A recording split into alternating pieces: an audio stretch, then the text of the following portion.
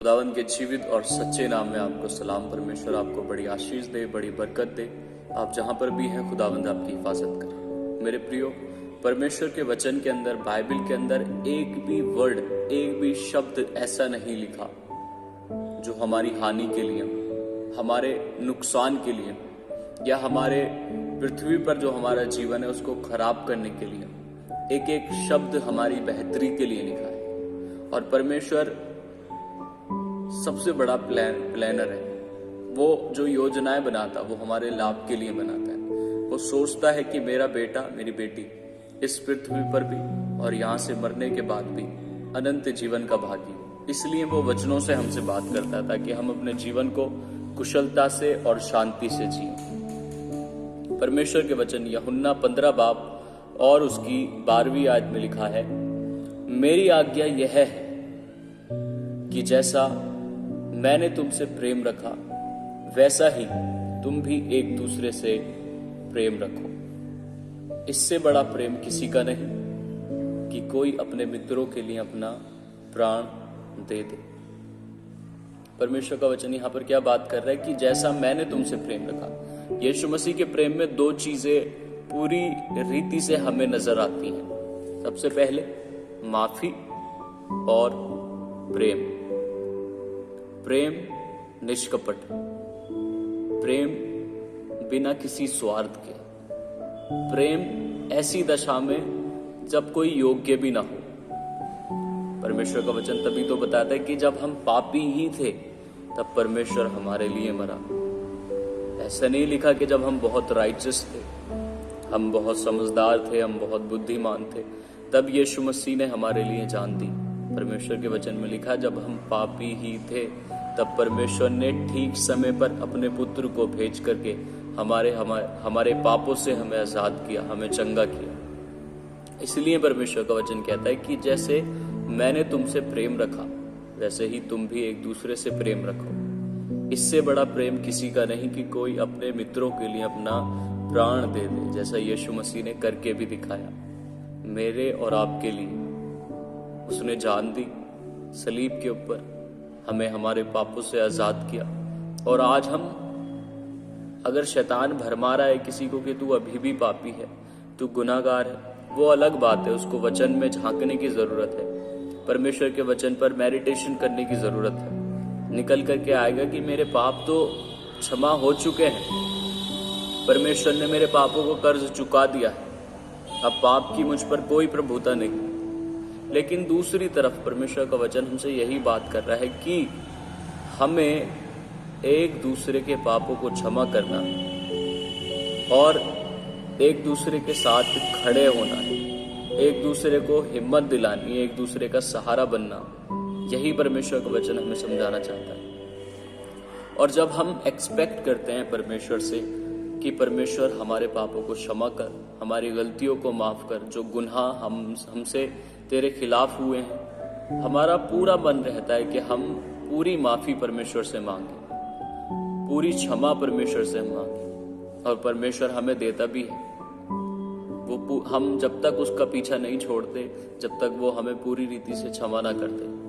और उसका क्षमा करने का एक ही साइन होता है कि हमारे जीवन के अंदर एक पीस हम महसूस करते हैं। जब हमसे कोई गुनाह होता है, कोई व्यभिचार होता है, कोई गंदा काम होता है, ऐसा कोई भी काम होता है जो परमेश्वर के वचन के खिलाफ है, जब तक हम माफी मांग करके एक पीस को अपने अंदर ना ले ले परमेश्वर से, तब तक हम वहां से नहीं हटते। क्योंकि हम चाहते हैं कि हमारे पापों की क्षमा हमें पूरी रीति से मिले। हम चाहते हैं कि परमेश्वर हमें पूरी रीति से माफ करे, साफ करे, क्लीन करे। परमेश्वर का वचन भी हमसे यही कह रहा है कि जैसे मैंने तुम्हारे अपराधों को क्षमा किया है वैसे ही तुम भी एक दूसरे के अपराधों को क्षमा करो। अगर हम ऐसा नहीं करते तो हम परमेश्वर के वचन को नहीं मानते, हम परमेश्वर के वचन को फॉलो नहीं करते। और यीशु मसीह हमारे बीच में सबसे बड़ा उदाहरण है इस बात का कि उसके साथ हमारे गुनाहों की वजह से क्या कुछ नहीं किया गया। उसके मुंह पर थूका गया, आज हमारे मुंह पर कोई थूक तो नहीं रहा। उसके गालों पे थप्पड़ मारे गए, हमारे गालों पर कोई थप्पड़ तो नहीं मार रहा। उसको बुरा भला कहा गया, उसको गालियां दी गई, परमेश्वर के वचन में लिखा है कि वो गाली सुन करके गाली नहीं देता था। उसके सर पर कांटों का ताज रखा गया है। किसके लिए? मेरे और आपके लिए। उसके हाथों में पैरों में कीले, उसकी पसली में भाला मारा गया, उसकी बॉडी को कोड़ों से मार मार के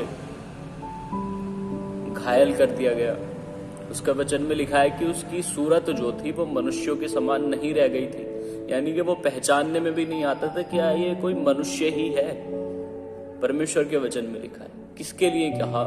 किसके लिए उसने ये सब किया? मेरे और आपके लिए, ताकि मैं आजाद हो जाऊं पापों से, बीमारियों से, अशांति से, दुखों से, कलेशों से, शैतान के कामों से, इन सब से मैं आजाद होकर के एक कुशलता का जीवन जीऊं। तो यीशु मसीह हमसे यही बात कर रहा है कि जैसा मैंने तुमसे प्रेम रखा वैसे ही तुम भी एक दूसरे से प्रेम रखो। आवश्यकता पड़ने पर एक दूसरे के लिए जान भी दे दो, ऐसे परमेश्वर के वचन में लिखा है।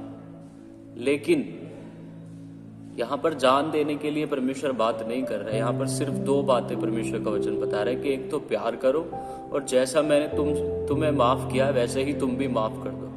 हम नहीं चाहते कि परमेश्वर हमें 50% माफ करे, क्योंकि अगर हमें परमेश्वर 50% माफ करेगा तो हमारे जीवन के अंदर खलबली मची रहेगी, हमारे हृदय के अंदर खलबली मची रहेगी। जब तक परमेश्वर हमें 100% माफ ना कर दे तब तक हम उसका पीछा नहीं छोड़ते। वैसे ही परमेश्वर हमसे कहता है कि तुम भी एक दूसरे को पूरी रीति से माफ करो। कितना बुरा कहा होगा अगर आपको यीशु मसीह के नक्शे कदम पर चलना है, यीशु मसीह के वचन के हिसाब से चलना है, तो यीशु मसीह का यही नियम है कि तुम एक दूसरे को माफ कर दो और पूरी रीति से माफ करो। जैसा परमेश्वर से आप चाहते हो कि परमेश्वर आपको माफ करे, वैसे ही तुम भी एक दूसरे को माफ करो, माफी मांगो। इतना गलत सलूक आपके साथ नहीं हुआ होगा जैसा यीशु मसीह के साथ हुआ, लेकिन उसने फिर भी माफ किया।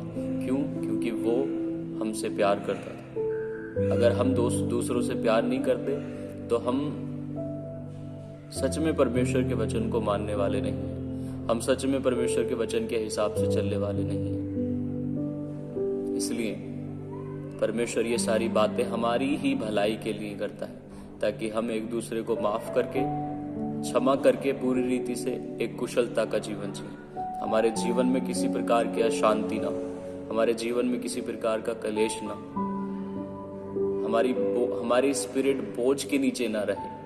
इसलिए इन शब्दों के द्वारा, इन वचनों के द्वारा परमेश्वर आपसे यही बात कर रहा है कि अगर आपके साथ किसी ने गलत सलूक किया है तो उसको माफ करो, और सिर्फ शब्दों से नहीं, अपने कार्यों से मिल करके साफ दिल से यही माफ करना होता है। यीशु मसीह आज भी हमसे मिलता है।